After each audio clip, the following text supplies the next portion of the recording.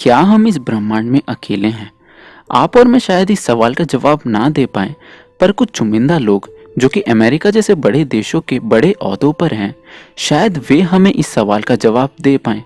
इसी साल एक डॉक्यूमेंट्री प्रकाशित हुई थी जिसका नाम था दी फेनोमिनन। उसमें अमेरिका के पूर्व senate majority leader Harry red ने कहा था कि अमेरिका इंसानों से यूएफओ और एलियंस को लेकर बहुत बड़ी बातें छुपा रहा है और भविष्य में ये चीज़ें इंसानों के लिए घातक साबित हो सकती हैं। इसी महीने हेम एशेद, जो कि इसराइल के पूर्व डिफेंस मिनिस्ट्री और 30 साल तक इसराइल स्पेस प्रोग्राम के लिए काम कर चुके हैं, ने येडियोट एहरोनॉट नाम के इजरायली न्यूज़पेपर को एलियंस के बारे में बहुत बड़ी बातें बताई हैं। हेम एशेद ने और बताया है कि एलियन सच में धरती पर मौजूद हैं और अमेरिका जैसे देशों के सहयोग में है। साथ ही पूर्व अमेरिकी राष्ट्रपति डोनाल्ड ट्रंप भी इस बारे में जानते हैं। एशेद ने इतने बड़े खुलासे किए हैं कि आप भी चौंक जाओगे। बड़े से बड़े लोग जैसे एलॉन मस्क ने भी इस बारे में ट्वीट करके अपनी राय जाहिर करी है। एशेद ने कौन से बड़े खुलासे किए हैं और अमेरिका या इजराइल का क्या जवाब आया है एशेद के इन बयानों पे, जानते हैं आगे इस वीडियो में। वीडियो के अंत तक आपको पता चल जाएगा कि एलियंस की घटनाएं सिर्फ अमेरिका में क्यों होती है। तो नमस्कार दोस्तों, मेरा नाम है कार्तिक, आप देख रहे हो विज्ञान यूट्यूब चैनल। तो शुरू करते हैं आज की वीडियो।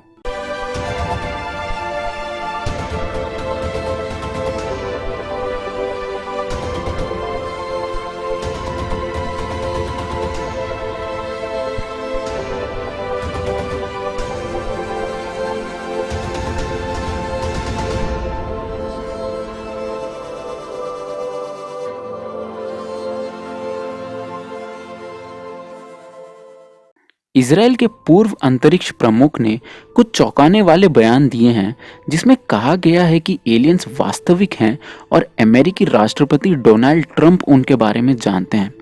एलियनों ने धरती पे अपना संगठन या गुट बनाया हुआ है और जो इंसानों के बीच में ही रहता है।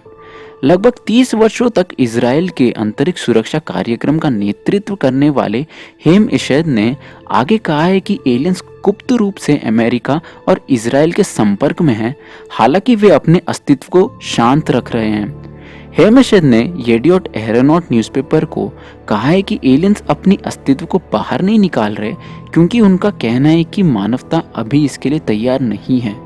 एशेद ने यह भी दावा किया है कि एलियंस पृथ्वी पर पहले से ही हमारे बीच हैं और कई प्रजातियों ने गैलेक्टिक फेडरेशन का गठन किया है, जैसे कि स्टार ट्रेक मूवी में देखा गया है। उनका दावा है कि एलियंस और अमेरिकी सरकार के बीच में समझौता हुआ है। समझौते के तहत अमेरिकी एलियंस को इंसानों के ऊपर प्रयोग करने देते हैं और एलियंस बदले में अपनी एडवांस टेक्नोलॉजी अमेरिकियों के साथ शेयर करते हैं। शायद इसलिए ही कभी आपको एलियंस के किस्से अमेरिका के सिवा दूसरे देशों में देखने को नहीं मिलेंगे, क्योंकि अमेरिका का ही एलियंस के साथ समझौता हुआ है इंसानों पर प्रयोग करने के लिए। उन्होंने कहा कि एलियंस भी इंसानों के बारे में जानने के लिए उतने ही उत्सुक हैं और ब्रह्मांड की गहराइयों को जानना चाहते हैं। इसके अलावा उन्होंने यह भी कहा है कि अमेरिकी और इजराइल वर्षों से अंतरिक्ष यात्रा पर एलियंस के साथ सहयोग कर रहे हैं और अमेरिकी राष्ट्रपति डोनाल्ड ट्रंप उनके अस्तित्व का खुलासा करने के कगार पर थे। लेकिन इससे पहले कि ट्रंप एलियंस का अस्तित्व बाहर निकालते, उन्हें एलियंस के उसी गुट के द्वारा रोक दिया गया, कह के कि अभी सही समय नहीं है और अगर हमारे अस्तित्व बाहर आ गई तो लोगों के बीच में डर पैदा हो सकता है। उनका कहना है कि वह अपने अस्तित्व को जब बाहर लाएंगे जब इंसान समझदार हो जाएंगे।